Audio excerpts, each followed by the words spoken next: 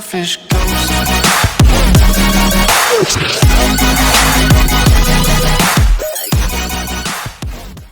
Assalamualaikum warahmatullahi wabarakatuh.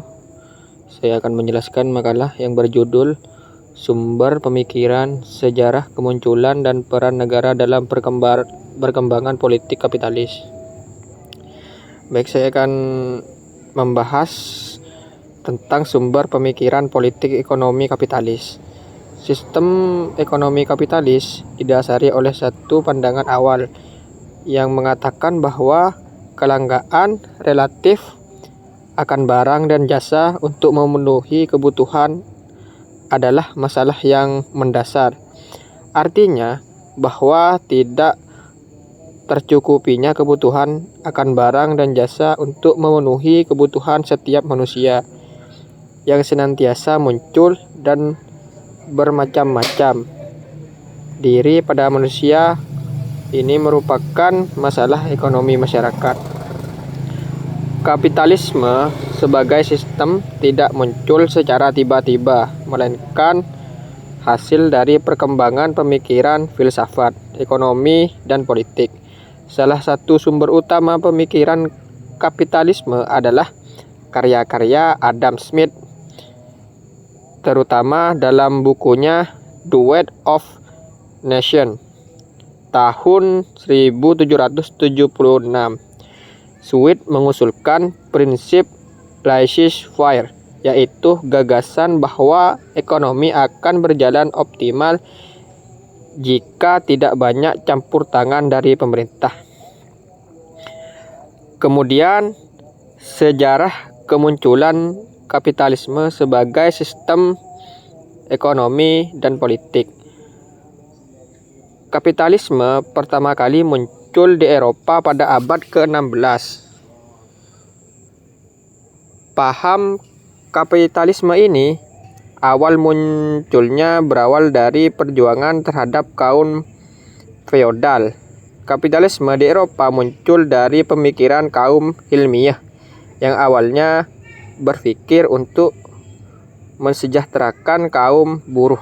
Dalam karya The Protestant Ethic of Spirit,